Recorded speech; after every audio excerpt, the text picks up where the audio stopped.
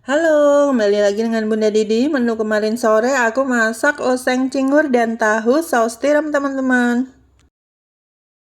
Menu simple tapi enak banget. Oke, langsung aja kita mulai masak ya. Pertama kita siapkan dulu alat untuk masaknya. Untuk ngiris cingurnya aku pakai Royal Cutting Board dari Instant Cookware.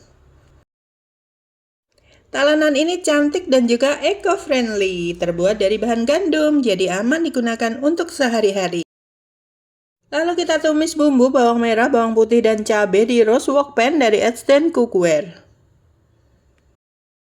Lalu masukkan cingur yang udah direbus dulu hingga empuk dengan jahe dan sedikit garam. Lalu masukkan daun salam, lengkuas, dan air. Selanjutnya masukkan kaldu, merica, dan garam. Lalu masukkan tahu yang udah dipotong-potong. Kemudian aduk hingga rata. Lalu masukkan saus tiram. Kemudian aduk kembali. Kemudian kita tutup hingga matang sebentar ya teman-teman.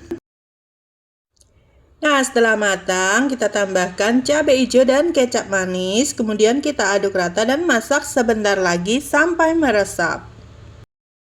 Jangan lupa cek rasa, rasanya harus gurih, pedas, dan manis seimbang ya. Selamat mencoba.